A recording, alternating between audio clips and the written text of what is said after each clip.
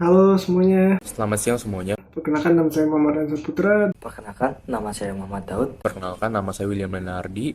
Kali ini saya akan menjelaskan tentang manajemen kompensasi dan motivasi kerja. Kali ini, kelompok kami akan membahas tentang manajemen kompensasi dan motivasi kerja. Dan hari ini saya akan menjelaskan mengenai konsep motivasi dan juga teori dan sumber motivasi. Dari kelompok 8.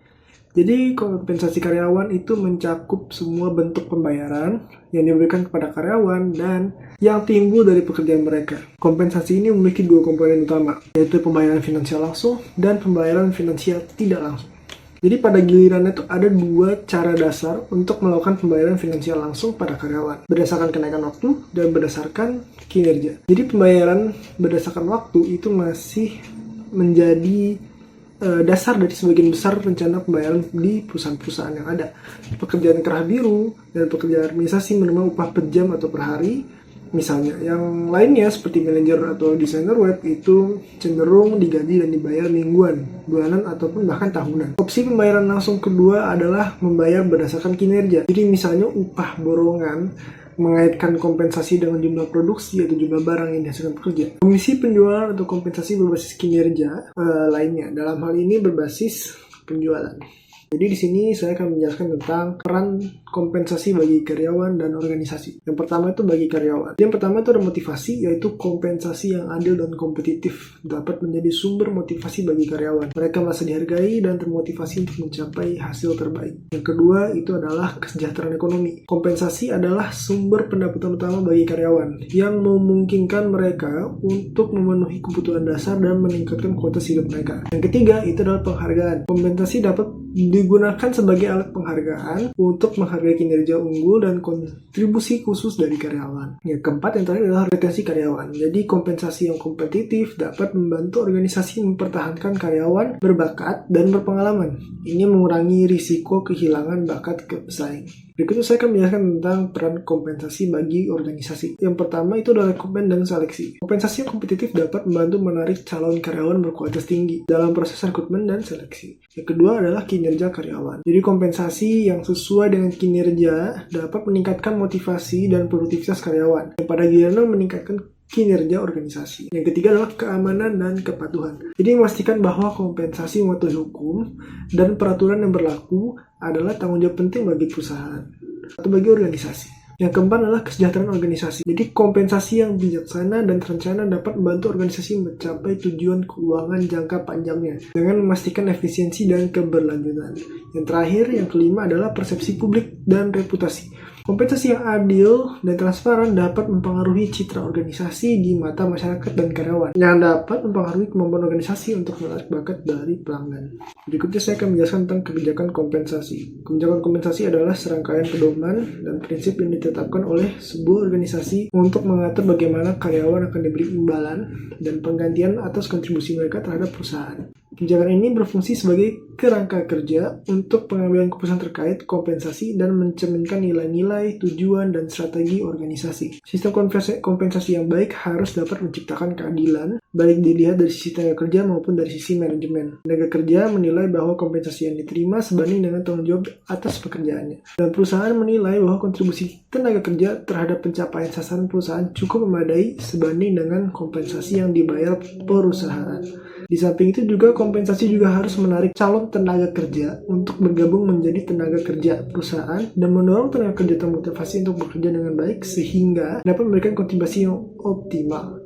Oleh karena itu, agar diperoleh sistem yang baik, sistem kompensasi perlu dirancang dengan cermat dan mempertimbangkan banyak hal. Nah, jadi di sini Patton, salah satu ilmuwan itu menyarankan bahwa dalam menetapkan kebijakan kompensasi perlu memperhatikan beberapa kriteria. Yang pertama tuh adequate. Jadi kompensasi harus memenuhi unsur kepantasan. Sistem kompensasi yang baik harus dinilai pantas oleh pihak-pihak yang berkepentingan. Sekurang-kurangnya ada 3 pihak yang berkepentingan dalam menentukan kepantasan sistem kompensasi, yaitu pemerintah, manajemen, dan tenaga kerja. Yang kedua adalah equitable, jadi kompensasi harus memenuhi unsur keadilan. Yang dimaksud adalah sistem kompensasi setiap tenaga kerja harus diperlakukan secara adil atau fair. Setiap tenaga kerja harus dibayar sesuai atau sebanding dengan tanggung jawab dan kontribusinya. Yang ketiga itu balance. Sebagaimana yang saya jelaskan sebelumnya, kompensasi dapat terdiri dari beberapa unsur seperti gaji pokok, insentif, bonus, dan lain-lain. Antara masing-masing unsur kompensasi tersebut perlu keseimbangan. Maksudnya, perbandingan antara gaji, benefit, bonus harus proporsional. Yang keempat itu adalah cost efektif. Besaran kompensasi yang dibayarkan kepada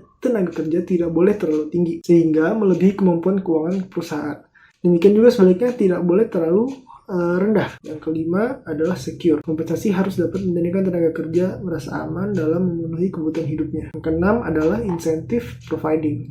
Dalam sistem kompensasi perlu terdapat komponen insentif yang dapat dijadikan alat untuk mendorong motivasi dan meningkatkan produktivitas tenaga kerja. Dan yang terakhir adalah acceptable to the employee. Di luar kriteria yang saya sebutkan sebelumnya, tenaga kerja perlu memahami dan juga memaklumi mengapa perusahaan menetapkan kebijakan kompensasi yang demikian. Selanjutnya, yaitu ada beberapa tujuan kompensasi, seperti 1. Menarik bakat-bakat potensial untuk masuk ke dalam perusahaan. Hal ini disebabkan karena orang-orang dengan kualitas yang baik dan akan merasa tertantang untuk melakukan suatu pekerjaan tertentu apabila dijanjikan kompensasi yang dianggap layak dan cukup baik. 2. Mempertahankan karyawan yang baik. Menawarkan kompensasi yang adil dan kompetitif dapat membantu mengurangi perputaran karyawan dan mencegah bakat berharga meninggalkan organisasi, sehingga karyawan yang potensial akan merasa dihargai dan bersedia untuk tetap bertahan di perusahaan. 3. Meraih keunggulan kompetitif. Untuk tetap kompetitif dalam industri, organisasi sering membandingkan besaran kompensasi mereka dengan yang ditawarkan oleh perusahaan sejenis. 4. Memotivasi atau mencapai tingkat kinerja yang tinggi. Insentif berdasarkan kinerja seperti bonus dan struktur komisi dapat mendorong karyawan untuk berprestasi dalam pekerjaan mereka dan berkontribusi pada kesuksesan organisasi. 5. Kepatuhan dengan hukum dan peraturan. Contohnya, sesuai peraturan pemerintah, patokan minimal pemberian upah yang berlaku saat ini adalah sebesar UMR atau upah minimum regional.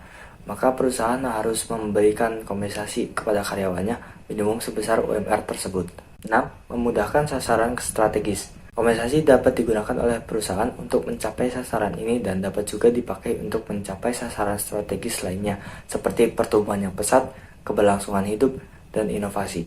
7. Mengokohkan dan menguatkan struktur. Sistem kompensasi dapat membantu menentukan struktur organisasi, sehingga berdasarkan hierarki statusnya, maka orang-orang dalam suatu posisi tertentu dapat mempengaruhi orang-orang yang ada di posisi lainnya. Berikutnya ada beberapa macam kompensasi, yaitu 1. Kompensasi finansial langsung, yang dapat berupa bayaran yang diperoleh seseorang dalam bentuk gaji, upah, bonus, dan komisi.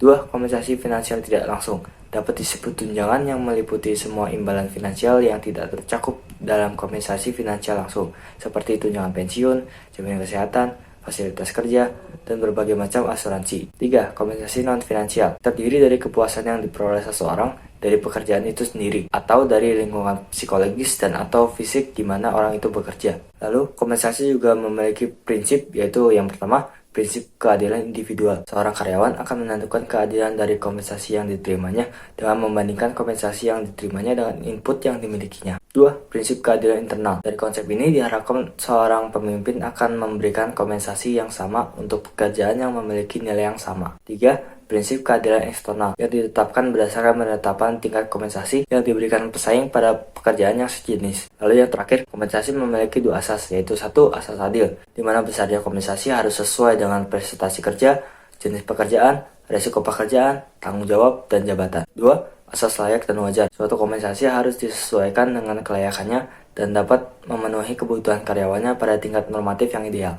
Oke, untuk konsep motivasi saya akan menjelaskan. Jadi apa sih itu konsep motivasi? Nah, jadi saya akan menjelaskan menurut ahli. Yang pertama itu adalah menurut Martoyo. Jadi menurut Martoyo pada tahun 2000 dia menjelaskan bahwa motivasi pada dasarnya adalah proses untuk membangkitkan dan dorongan intrinsik sehingga seorang dengan sukarela dapat melakukan apa yang kita harapkan. Jadi dengan kata lain, motivasi adalah cara untuk menginspirasi individu agar dengan niat baik mereka menjalankan tugas ataupun aktivitas tertentu. Untuk berikutnya saya akan menjelaskan mengenai teori motivasi dan juga sumber motivasi. Jadi saya akan menjelaskan mengenai teori motivasi yang pertama itu ada dari 2 faktor Herzberg. Jadi menurut 2 faktor Herzberg ini, Jadi dibagi menjadi dua, yaitu faktor motivator dan juga faktor higienis. Faktor motivator itu merupakan mencakup sifat pekerja yang mempengaruhi karyawan seperti pencapaian, pengakuan, dan juga sifat pekerjaan. Untuk faktor higienis sendiri adalah faktor motivasi seperti gaji, kondisi kerja, kebijakan perusahaan, dan juga kualitas supervisi. Jadi faktor hygiene-nya rendah dapat menimbulkan ketidakpuasan kerja, dan juga faktor motivator yang tinggi akan menimbulkan kepuasan kerja. Untuk yang berikutnya adalah teori X dan Y oleh McGregor. Nah, jadi menurut teori X dan Y ini adalah manajer teori X itu percaya kalau semua tindakan harus ditelusuri dan individu yang bertanggung jawab diberi teguran sesuai dengan hasil tindakannya. Gaya manajerial ini lebih efektif bila digunakan untuk memotivasi tenaga kerja yang tidak termotivasi secara inherent atau untuk melakukan suatu pekerjaan. Dan juga teori Y, itu adalah pekerja cenderung mengambil tanggung jawab penuh atas pekerjaan mereka dan tidak memerlukan pengawasan konstan untuk menciptakan kualitas dan standar produk yang lebih tinggi. Nah, jadi untuk teori X dan Y ini, jadi dua studi kasus di mana pekerja yang X ini adalah pekerja yang malas-malasan, tidak bertanggung jawab, dan juga yang Y ini adalah pekerja yang bertanggung jawab dan juga tidak malas-malasan. Jadi berdasarkan dua jenis pekerja ini dapat disimpulkan jenis manajerial yang bagaimana sih yang cocok untuk ditaruh. Untuk berikutnya adalah hierarki kebutuhan Abraham Maslow. Jadi hierarki kebutuhan Abraham Maslow itu dibagi menjadi 5, yaitu adalah kebutuhan fisiologis, kebutuhan rasa aman, kasih sayang, penghargaan, dan juga aktualisasi diri. Untuk konsep ini dijelaskan kalau individu memiliki 5 tingkatan kebutuhan. Kalau misalnya semakin tinggi piramidanya, maka kebutuhan yang lebih rendah harus dipenuhi terlebih dahulu sebelum individu dapat fokus untuk kebutuhan yang lebih tinggi. Jadi saya akan menjelaskan mengenai satu-satu ya. Yang pertama adalah kebutuhan fisiologis, itu contohnya adalah makanan, air, tidur, dan lain-lain. Di mana itu merupakan kebutuhan primer.